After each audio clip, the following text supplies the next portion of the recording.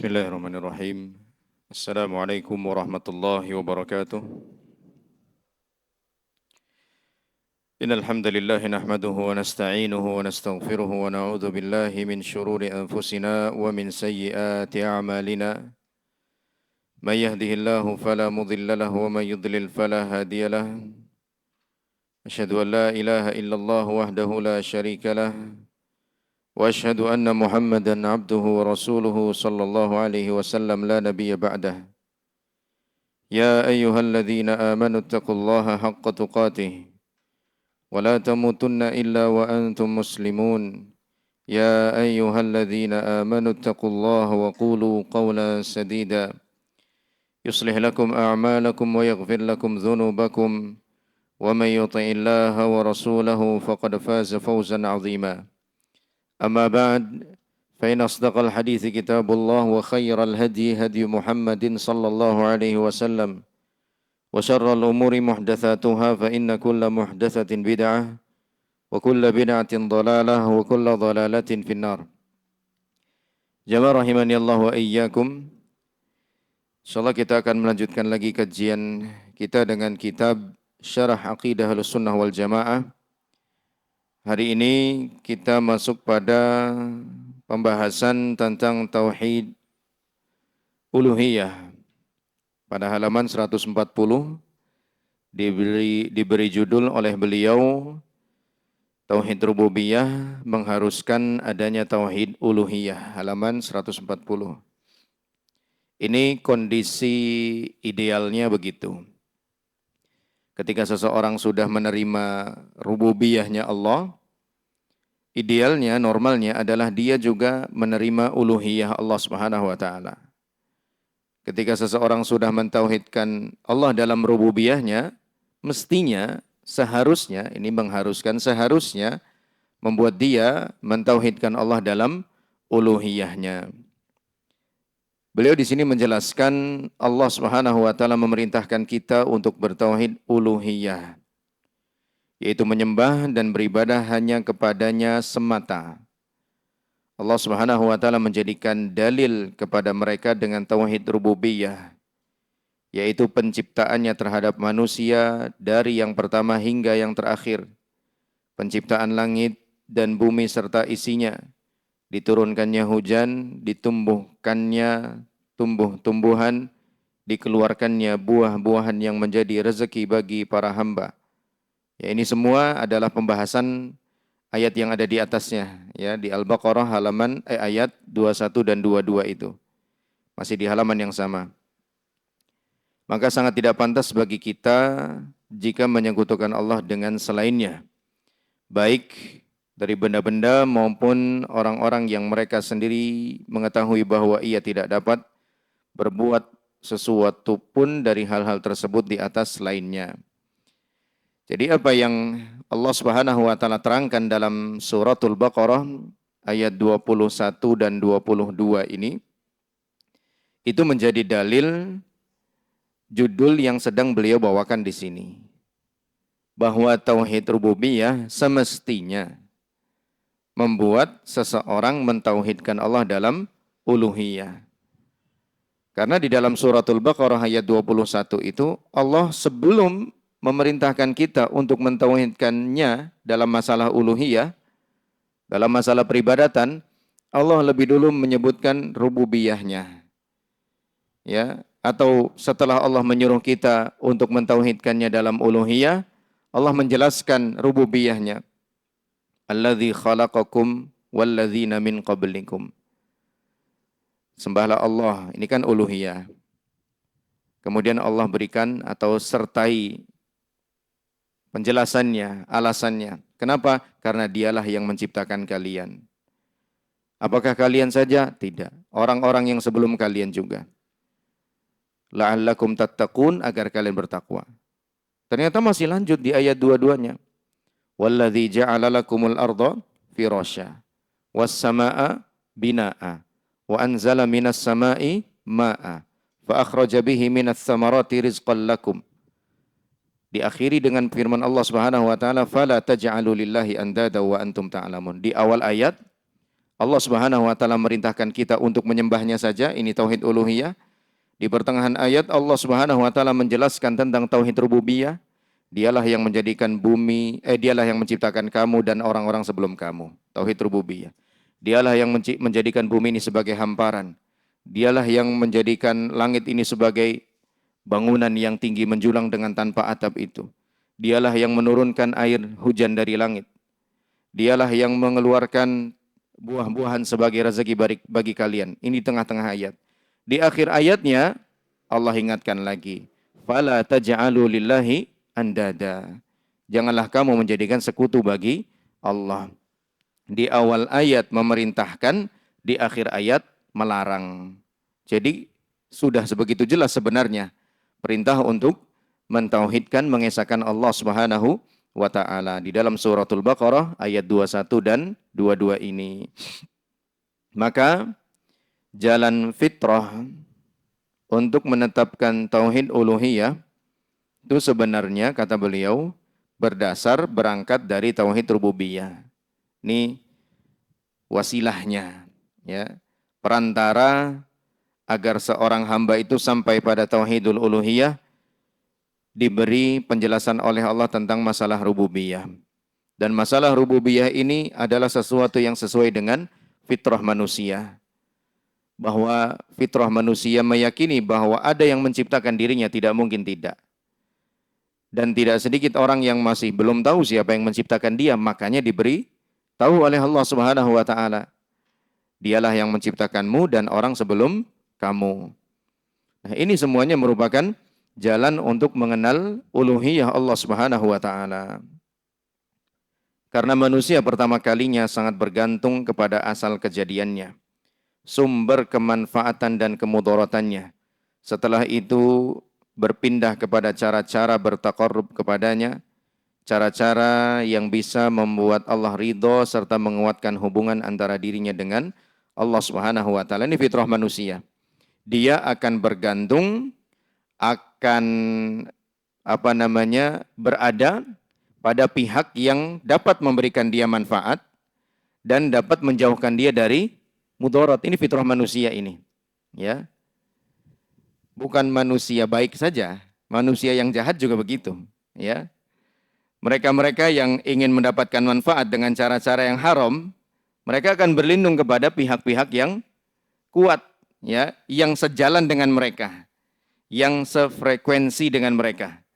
Mereka nggak ingin tertangkap kepolisian misalnya, mereka akan berlindung kepada pihak-pihak yang mereka yakini bisa menjaga mereka. Nah, itu fitrah manusia. Dia akan selalu berusaha mendekat dan termasuk di sini mencari ridho pihak yang dia yakini bisa menjaga dia. Pihak yang dia yakini bisa memberikan manfaat buat dia dan pihak yang dia yakini bisa menjauhkan dia dari segala mudarat. Ya, ini fitrah manusia dan itu dijelaskan oleh Allah Subhanahu wa taala, ya. Bahwa yang membuat, jangankan menolong kamu, jangankan memberikan manfaat kepada kamu, jangankan menjauhkan kamu dari mudarat, lawang kamu saja itu yang menciptakan adalah Allah Subhanahu wa taala. Ya. Jadi semua yang dibutuhkan atau dikejar oleh manusia sebenarnya sudah dijelaskan oleh Allah Subhanahu wa taala, sebenarnya sudah disampaikan oleh Allah. Yang kita kejarkan manfaat, yang kita kejar dijauhkan dari mudarat. Nah, kita cari ke siapa ini? Diberitahu oleh Allah Subhanahu wa taala bahwa yang bisa memenuhi, ya, apa yang kamu kejar itu cuman Allah. Kenapa? Karena Dia yang menciptakan kamu. Karena Dia yang menjadikan bumi ini sebagai hamparan. Karena Dia yang menurunkan hujan dan seterusnya. Kalau hal-hal seluar biasa ini saja Allah mampu, maka sekedar untuk memberikan manfaat kepadamu Allah lebih mampu. Maka sekedar untuk menjagamu dari mudarat Allah lebih mampu lagi. Oleh karenanya di akhir ayat Allah mengatakan fala taj'alu lillahi andada. Janganlah kamu menjadikan sekutu-sekutu bagi Allah padahal kamu sudah tahu. Dan memang keadaannya begitu, kita sudah tahu, ya, bahwa Allah Subhanahu wa taala lah sesungguhnya yang berhak untuk diibadahi semata, akan tetapi banyak manusia yang tidak melakukan apa yang sudah dia ketahui tersebut, ya.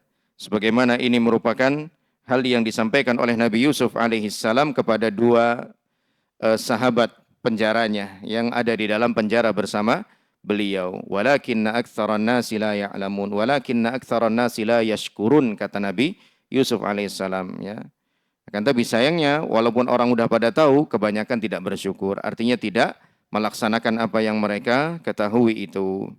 Maka tauhid rububiyah adalah pintu gerbang dari tauhid uluhiyah. Karena itu Allah berhujjah atas orang-orang musyrik dengan cara ini.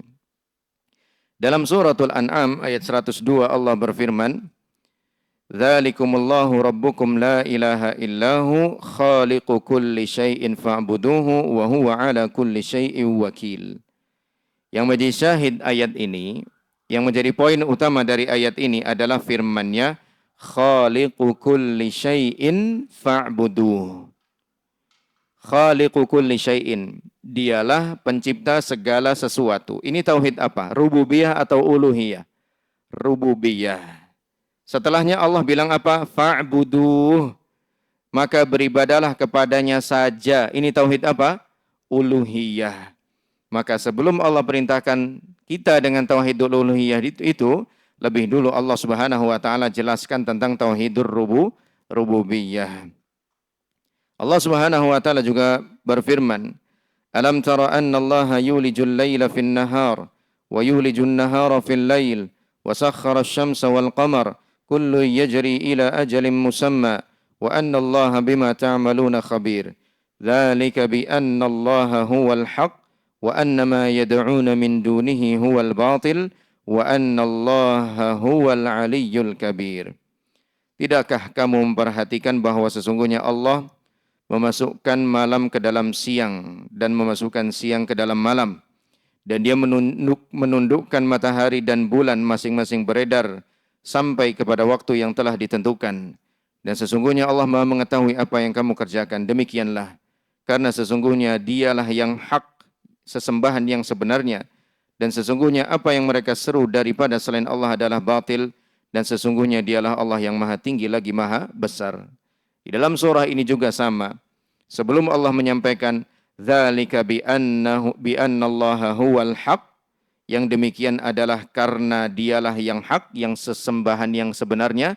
Lebih dulu Allah menerangkan bahwa dialah yang membuat malam jadi siang, siang jadi malam, kemudian menundukkan matahari, kemudian menundukkan bulan, masing-masing bergerak pada garis edarnya sendiri-sendiri. Itu semua dijelaskan oleh Allah, dan itu semua tentang tauhid rububiyah. Tidak ada yang bisa melakukan hal-hal itu kecuali Allah. Kemudian setelah itu baru Allah sampaikan dzalika bi annallaha huwa al-haqq. Demikianlah dialah Allah Subhanahu wa taala yang hak, sesembahan yang berhak untuk disembah. Allah menjelaskan tentang rububiyahnya bahwa Allah yang menciptakan seluruh alam semesta dan seluruh makhluknya, dan Allah Ta'ala yang memberikan rezeki kepada seluruh makhluknya. Allah Ta'ala yang memiliki dan mengatur seluruh alam semesta dan seluruh makhluknya, agar mereka beribadah hanya kepada Allah saja. Ini yang dikatakan sebagai tauhid uluhiyah. Ya. Jadi ketika Allah Subhanahu wa Ta'ala menjelaskan bahwa Dia yang memiliki ini, menciptakan itu, mengatur ini, itu semuanya sebenarnya untuk memfokuskan kita, menggiring kita untuk jadi tahu kepada siapa sebenarnya kita harus menyembah. Makanya sebelum di suratul Fatihah itu, sebelum iyyaka na'budu wa iyyaka nasta'in, iyyaka na'budu wa iyyaka nasta'in, itu tauhid apa namanya itu? Uluhiyah apa rububiyah? Uluhiyah, hanya kepadamu kami menyembah, hanya kepadamu kami mohon pertolongan. Di 3 ayat sebelumnya tentang apa? Alhamdulillahi rabbil alamin. Tauhid apa ini? Rububiyah. Ar-Rahmanir Rahim. Rububiyah lagi. Maliki yaumiddin, rububiyah lagi. Baru ayat keempatnya, iyyaka na'bud wa iyyaka nasta'in. Setelah kita mengikrarkan 3 hal di depan, segala puji hanya milik Allah Rabb semesta alam. Dialah yang maha pengasih lagi maha penyayang. Dialah penguasa hari pembalasan. Ini kan rububiyah ini. Baru di ayat keempatnya, kita berikrar kepada Allah, hanya kepadamu kami menyembah, dan hanya kepadamu kami mohon pertolongan. Barangkali bisa geser ke sisi utara dulu nih, biar yang baru datang ke bagian tempat. Iya. Tauhid uluhiyah inilah yang menjadi tujuan dari penciptaan manusia. Allah Subhanahu wa taala berfirman, "Wa ma khalaqtul jinna wal insa illa liya'budun, ma uridu minhum mir rizqi wa ma uridu ay yut'imun, innallaha huwar razzaqu dzul quwwatil matin." Dan tidaklah aku menciptakan jin dan manusia melainkan agar mereka beribadah kepadaku. Aku tidak menginginkan rezeki dari mereka sedikit pun. Dan aku tidak menginginkan mereka memberikan makan kepadaku. Sesungguhnya Allah lah yang maha memberikan rezeki, yang mempunyai kekuatan sangat kokoh. Ya. Ini penjelasan dari Allah. Bahwa tujuan utama diciptakannya kita adalah untuk mentauhidkan Allah Subhanahu wa taala dalam uluhiyah. Apakah enggak dalam rububiyah? Ya sudah otomatis. Ya. Orang yang mentauhidkan Allah dalam uluhiyah sudah pasti mentauhidkan Allah dalam rububiyahnya, itu sudah pasti, sudah otomatis. Yang menjadi syahid atau poin daripada ayat ini adalah firman Allah, liya'budun, agar mereka menyembahku. Maksud daripada agar mereka menyembahku adalah liyuwahidun, agar mereka mentauhidkanku. Ini merupakan tafsiran dari Ibnu Abbas radhiyallahu anhuma, bahwa arti daripada liya'budun adalah liyuwahidun, adalah agar kita mentauhidkan Allah Subhanahu wa taala. Seorang hamba tidaklah menjadi muwahhid, ahli tauhid, hanya dengan mengakui tauhid rububiyah semata. Tetapi dia harus mengakui tauhid uluhiyah serta mengamalkannya, di mana ini terjadi pada orang-orang musyrik. Ya, mereka tidak disebut sebagai ahli tauhid, walaupun mereka meyakini Allah lah yang mencipta, Allah lah yang menghidupkan, yang mematikan, mengatur, menjaga, dan seterusnya. Akan tetapi mereka tidak mau beribadah kepada Allah saja. Alias mereka tidak mentauhidkan Allah dalam uluhiyah, hingga mereka pun tidak berhak disebut sebagai muwahhid. Hingga mereka pun tidak berhak disebut sebagai ahli tauhid. Kalau tidak, maka sesungguhnya orang-orang musyrik pun mengakui tauhid rububiyah. Tetapi hal ini tidak membuat mereka masuk dalam Islam. Maksudnya tidak masuk dalam Islam, tidak membuat mereka disebut sebagai seorang muslim. Ya, tidak disebut sebagai seorang muslim. Hanya sekedar mengakui Allah adalah pencipta, Allah adalah Tuhan semesta alam, itu belum. Ya. Sampai apa? Sampai dia mempersembahkan ibadahnya hanya untuk Allah saja. Sampai itu. Kalau dia sudah mempersembahkan seluruh ibadahnya hanya untuk Allah saja, barulah dia berhak disebut sebagai ahli tauhid. Bahkan Rasulullah SAW memerangi mereka. Padahal mereka mengakui bahwa Allah lah sang pencipta, pemberi rezeki, yang menghidupkan dan mematikan. Masih didakwahi oleh Nabi SAW. Masih diajak untuk mengucapkan kalimat la ilaha illallah. Masih sering berakhir pada pertempuran antara kaum muslimin dengan mereka. Itu artinya apa? Artinya mereka masih belum dikategorikan sebagai muslimin, hanya sekedar mengakui bahwa Allah lah yang mencipta. Belum cukup, ya, harus benar-benar ada tauhid uluhiyahnya. Di antara kekhususan ilahiyah adalah kesempurnaannya secara mutlak dalam segala segi. Tidak ada celah atau kekurangan sedikit pun. Ini mengharuskan semua ibadah mesti tertuju hanya kepada Allah saja. Ya, ketidakadaannya kekurangan, ketidakadaannya celah, cacat, aib pada Allah Subhanahu wa taala, itu menjadi alasan kuat kenapa kita harus menyembah Dia saja. Ya. Sekali lagi, ketidakadaan cacat, celah, aib, kekurangan pada Allah Subhanahu wa taala itu menjadi alasan yang sangat-sangat mendasar kenapa hanya kepada Dia kita beribadah. Kalau yang lain ada celahnya, yang lain ada cacatnya, yang lain ada kurangnya. Dan kalau ada kurangnya, ya nggak pantas untuk disembah, nggak pantas untuk diikuti. Itulah mengapa kita harus mengikuti Al-Quran saja, karena Al-Quran tidak ada kesalahan di dalamnya.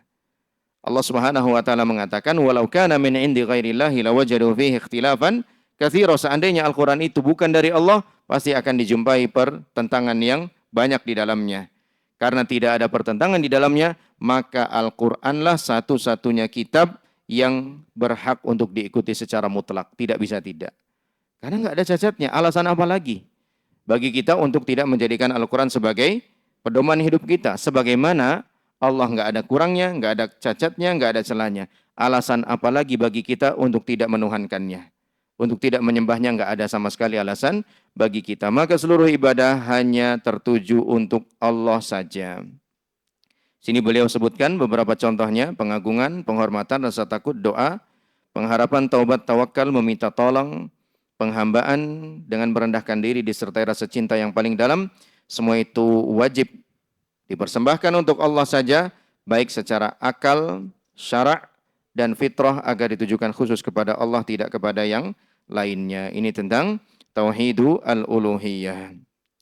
Selanjutnya tentang tauhidul asma was sifat. Ini yang masih banyak belum difahami oleh kaum muslimin, ya, hingga masih banyak terjadi kesalahpahaman, ya, kalau tidak kita sebut sebagai penyimpangan dalam masalah tauhidul asma was sifat. Ahlussunnah menetapkan apa-apa yang Allah dan Rasulnya telah tetapkan atas diri Allah Subhanahu wa ta'ala, berupa nama-nama dan sifat-sifat, dan mensucikan Allah dari segala aib serta kekurangan. Sebagaimana hal tersebut telah disucikan oleh Allah dan Rasulnya sallallahu alaihi wasallam. Kita wajib menetapkan nama dan sifat Allah sebagaimana yang terdapat di dalam Al-Quran dan As-Sunnah, dan tidak boleh ditakwil. Ditakwil maksudnya diapakan? Ditahrif, diubah-ubah maknanya. Ya, takwil di sini bukan berarti tafsir, bukan. Kalau takwil dalam arti tafsir itu boleh, ya. Itu secara bahasa sesungguhnya takwil artinya tafsir. Akan tetapi kata takwil ini, ya, digunakan oleh mereka-mereka yang melakukan tahrif, melakukan pengubahan makna pada nama-nama Allah Subhanahu wa taala dan sifat-sifatnya, ya. Yang pertama yang harus kita garis bawahi adalah sebagai seorang ahlu sunnah, kita akan berusaha menjadi seorang ahlu sunnah, dan insya Allah kita ada ahlu sunnah, adalah yang pertama itu, menetapkan segala nama dan sifat yang Allah dan Rasulnya tetapkan untuk Allah. Menetapkan semua nama dan sifat yang Allah dan Rasulnya tetapkan bagi Allah Subhanahu wa ta'ala. Contohnya di dalam Al-Quran, ya. Kita baru mulai suratul Fatihah saja Allah sudah memperkenalkan namanya. Alhamdulillah, segala puji hanya milik Allah.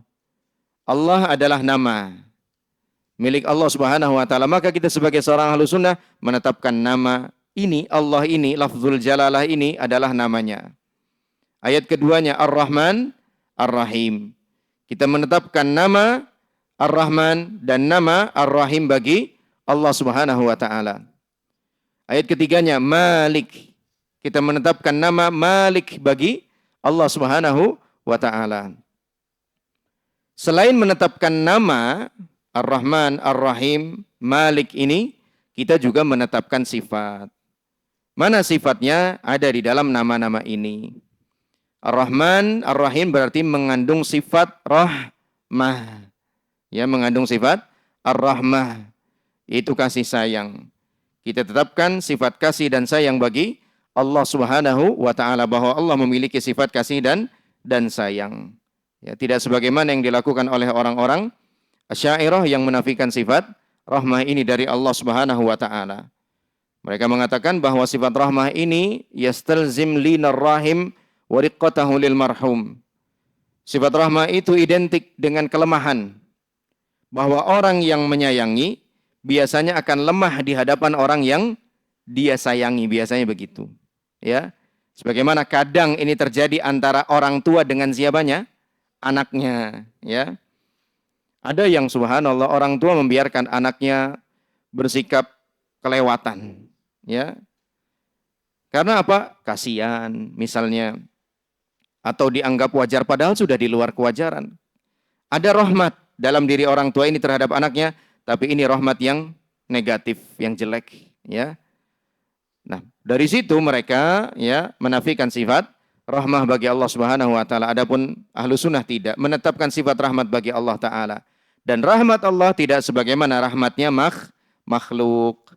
Kalau rahmatnya makhluk tidak jarang, ya, membuat dia menjadi lemah di hadapan pihak yang dia sayangi, tidak jarang. Tapi rahmatnya Allah Subhanahu wa taala tidak demikian. Begitu juga segala nama dan segala sifat yang ditetapkan oleh Rasulullah sallallahu alaihi wasallam di dalam As-Sunnah, kita juga menetapkannya.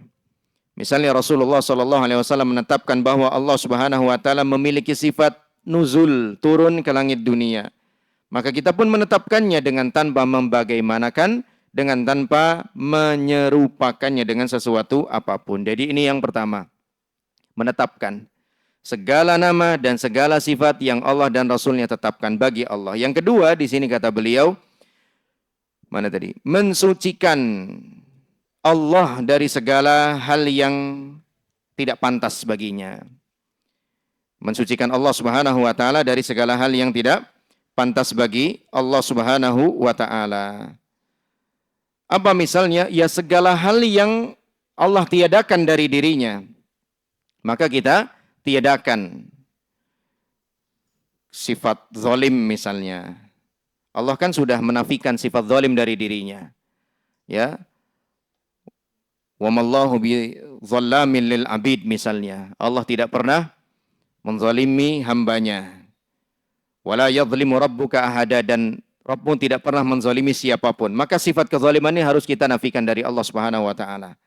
Tidak boleh kita meyakini, walaupun mungkin kita sedang sedih sekali, enggak boleh. Allah ini apa enggak sayang sama saya? Enggak sayang, ya. Enggak sayang itu kan berarti kan benci, jahat dan seterusnya. Apa Allah enggak sayang sama saya? Zalim sekali Allah, kok enggak adil sekali? Begitu enggak boleh kayak begitu. Ya harus dinafikan dari Allah karena Allah sudah menafikannya. Apalagi yang Allah nafikan misalnya anak, ya. Kita sering sekali membaca lam yalid walam yulad, tidak beranak dan tidak diperanakan, maka sifat adanya anak harus kita nafikan dari Allah Subhanahu wa taala. Ya. Tidak boleh kita meyakini bahwa Allah punya anak. Makanya kita enggak boleh mengucapkan selamat hari raya kelahiran anak Tuhan, itu enggak boleh. Karena kita sudah tahu Allah menafikan adanya anak bagi Allah Subhanahu wa taala. Dan Allah Subhanahu wa taala tidaklah menyebutkan sifat-sifat yang ditiadakan ini, namanya sifat salbiyah istilahnya. Ya, sifat-sifat yang ditiadakan itu disebut dengan sifat salbiyah, ya. Tidaklah Allah Subhanahu wa taala menyebutkan sifat-sifat salbiyah di dalam Al-Qur'an melainkan dalam beberapa kondisi berikut ini. Yang pertama, untuk menjelaskan kesempurnaannya, ya, untuk menjelaskan kesempurnaannya. Ini kondisi yang pertama. Allah menjelaskan atau menyebutkan sifat salbiyah, sifat-sifat yang ditiadakan ini dalam rangka apa? Menjelaskan kesempurnaan. Misalnya yang Allah firmankan dalam surah Asy-Syura ayat 11. Laisa kamitslihi syai'. Tidak ada sesuatu pun yang sama dengan Allah. Coba ana tanya, apa yang sedang Allah tiadakan dari dirinya di dalam ayat ini? Keserupaan, ya, sifat keserupaan yang lain dengan dirinya. Allah Subhanahu wa taala menafikan sifat keserupaan ini antara dirinya dengan yang lain, itu untuk menunjukkan apa? Kesempurnaannya Allah Subhanahu wa taala. Bahwa saking sempurnanya Allah, enggak ada satupun yang sama dengan Allah Subhanahu wa taala. Dan itu kan juga sebenarnya terjadi ya dalam urusan-urusan duniawi, ya. Mobil-mobil mewah itu saking mewahnya biasanya diproduksi dalam jumlah besar atau jumlah terbatas? Terbatas. Cuman satu diproduksi di dunia ini, ya. Enggak ada yang punya kecuali sultan dari mana begitu misalnya, ya. Saking apa? Sempurnanya mobil itu. Nah, ini kondisi yang pertama. Allah menyebutkan sifat salbiyah, sifat yang Allah tiadakan, ya, dalam rangka menjelaskan kesempurnaannya Allah Subhanahu wa taala, bahwa saking sempurnanya tidak ada satupun yang sama dengan Allah. Yang kedua, nafyu madda'ahu fi haqqihil kadzibun, untuk membantah, menyanggah tuduhan orang-orang yang berdusta atas namanya. Untuk membantah tuduhan orang-orang yang berdusta mengatasnamakan Allah Subhanahu wa taala. Misalnya firman Allah dalam surah Maryam ayat 91 dan 92. Ayat 91 dan 92. Allah Subhanahu wa taala berfirman, "An da'u lirrahmani walada wa ma yanbaghi lirrahmani ay yattakhidha walada." Mereka meyakini, mengatakan bahwa Allah punya anak. Kemudian Allah bantah di ayat 92-nya, tidak pantas bagi Allah Subhanahu wa taala untuk mengambil seorang anak. Jadi karena adanya tuduhan, kemudian akhirnya Allah menyebutkan sifat salbiyah ini, sifat yang Allah tiadakan ini. Ini juga sama kayak kita, misalnya ketika kita dituduh, padahal kita enggak seperti yang dituduhkan, biasanya apa yang kita lakukan? Membantah, menyanggah, enggak, saya enggak seperti yang kamu katakan. Enggak, saya enggak seperti yang kamu kira. Saya enggak seperti yang kamu pikirkan, dan seterusnya. Ini hal yang wajar, ya. Ketika ada tuduhan negatif, disanggah. Itu hal yang wajar. Dan yang ketiga, daf'u tawahhumi naqsin min kamalihi fima yata'allaqu bihadzal amril muayyan. Untuk menyanggah, ya, adanya dugaan yang tidak layak terhadap Allah. Adanya zon, ya, adanya dugaan prasangka yang tidak pantas bagi Allah Subhanahu wa taala. Misalnya firman Allah taala di surah Qaf ayat 38. Surah Qaf ayat 38. Walaqad khalaqanas samawati wal arda wama bainahuma fi sittati ayyam.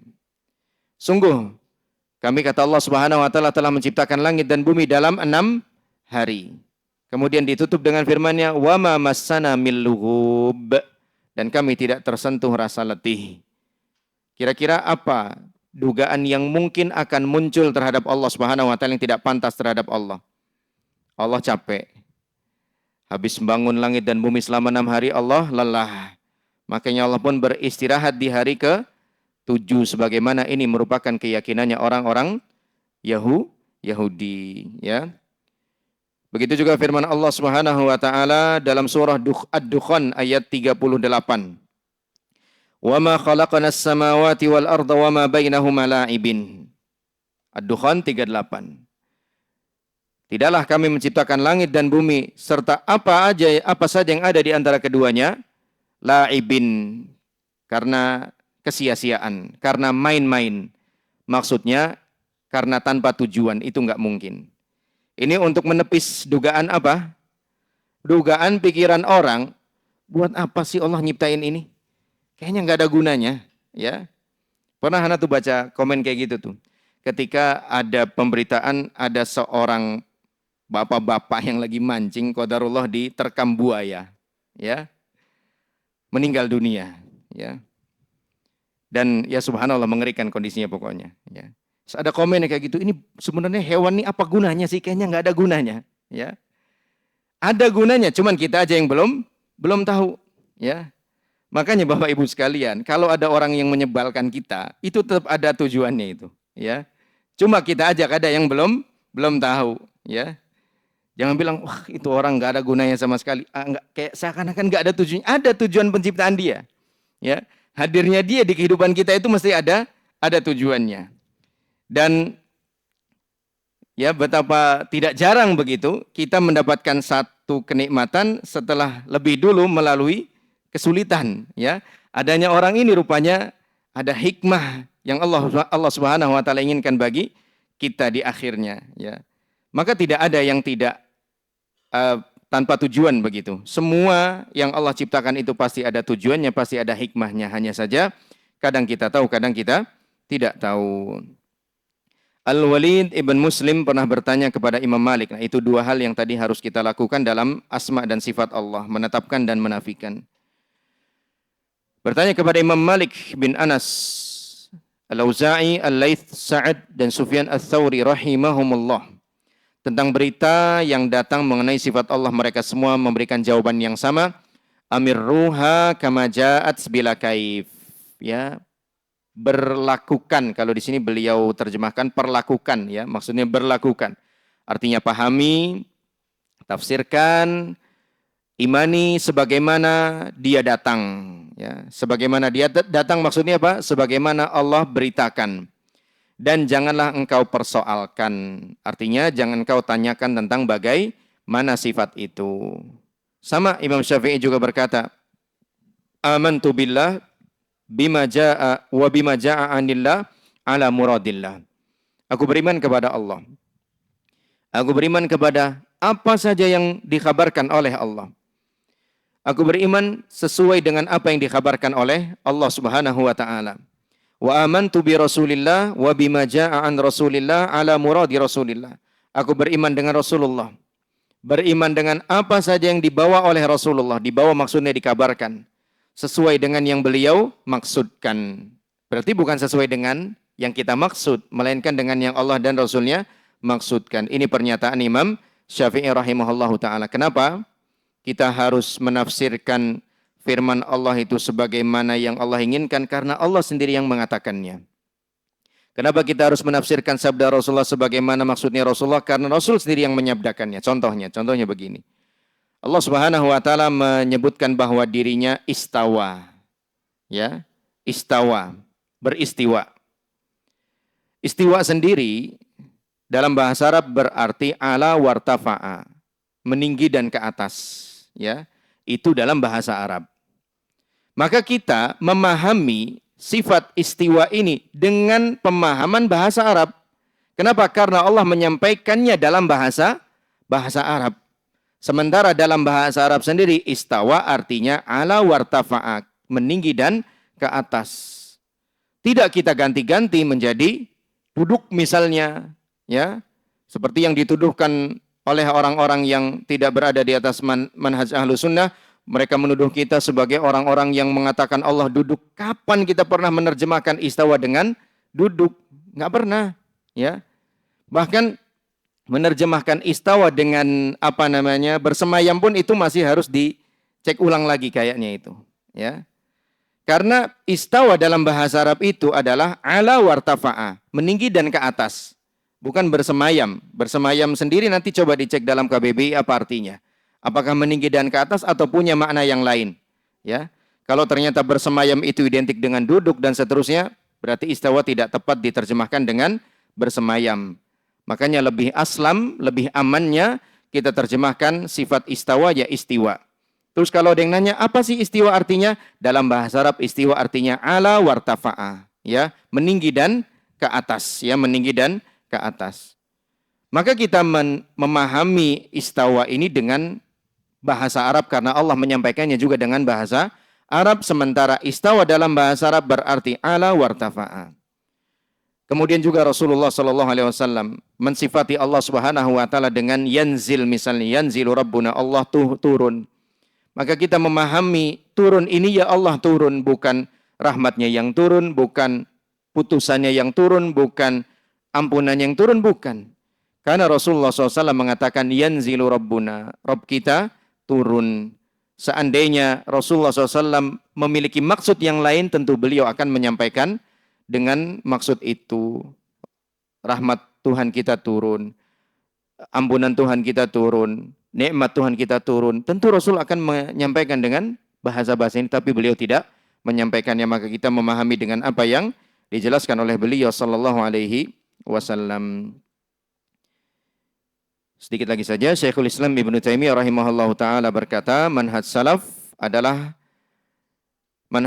dan para imam ahlus sunnah adalah mengimani tauhidul asma was sifat dengan menetapkan apa-apa yang Allah tetapkan atas dirinya dan telah ditetapkan oleh Rasulnya sallallahu alaihi wasallam bagi Allah, tanpa tahrif, ta'til, takyif, tamtsil.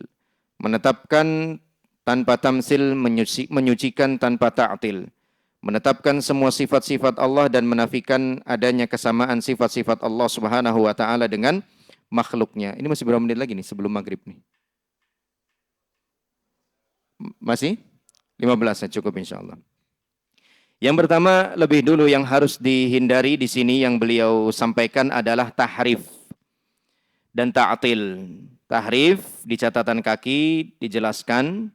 Tahrif atau ta'wil, tahrif sebenarnya ya, yaitu mengubah lafadz nama dan sifat atau mengubah maknanya atau menyelewengkannya dari makna yang sebenarnya. Contohnya seperti tadi, istawa diubah maknanya jadi istaula misalnya, ya. Dari istawa ala wartafa'a tadi artinya meninggi dan ke atas diubah jadi berkuasa. Itu disebut dengan tahrif. Nabi SAW mengatakan Rob kita turun, diubah maknanya jadi rahmat Rob kita turun, ya. Ampunan Rob kita turun, itu juga termasuk tahrif dalam sifat Allah Subhanahu wa taala. Ini dihindari. Ta'til di bawah disebutkan yaitu menghilangkan dan menafikan sifat-sifat Allah atau mengingkari seluruhnya atau sebagiannya, ya. Ini terjadi dahulu, ya, pada orang-orang Jahmiyah.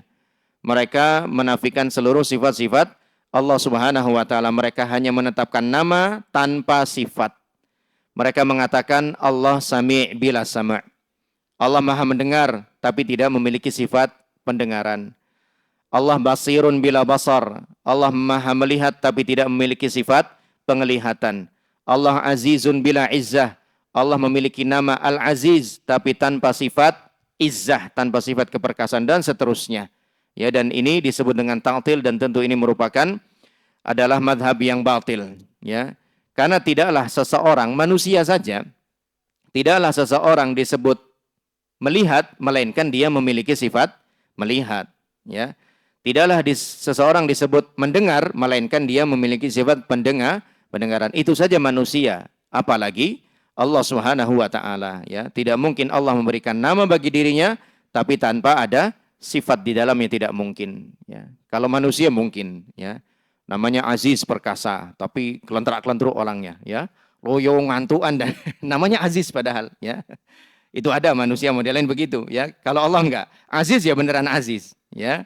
Sami ya beneran Sami, ya. Basir ya beneran Basir dan seterusnya. Selanjutnya yang harus dihindari juga adalah takyif. 228 di bawah disebutkan, yaitu menerangkan keadaan yang ada padanya sifat atau mempertanyakan bagaimana sifat Allah itu, ya. Membagaimanakan, takyif itu sederhananya membagaimanakan. Istiwanya Allah tuh begini loh, nah, misalnya itu membagaimanakan, itu sudah mulai, ya. Dan itu biasanya dilakukan oleh mereka-mereka yang menafikan sifat istiwa ini, ya. Itu orang-orang Wahabi itu, ya, masa bilang Tuhan kita istiwa kayak begini gitu, kayak begini. Kita kapan pernah begitu? Nggak pernah kayak begitu, ya. Coba cek video-video asatidz kita, masyayikh kita, nggak pernah ada satupun yang kayak begitu.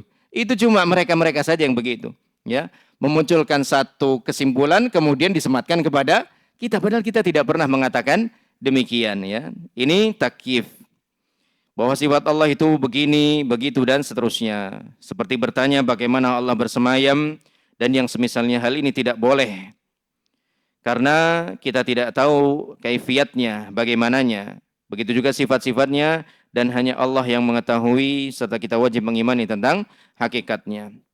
Dan yang keempat yang harus dihindari, wajib dihindari adalah tamtsil, yaitu menyerupakan, ya, Allah Subhanahu wa taala dengan sesuatu apapun. Tamtsil sama dengan tasbih, yaitu menyamakan atau menyerupakan sifat Allah dengan makhluknya, ya. Adapun Syekh Utsaimin rahimahullah taala memberikan perbedaan antara tamtsil dengan tasbih.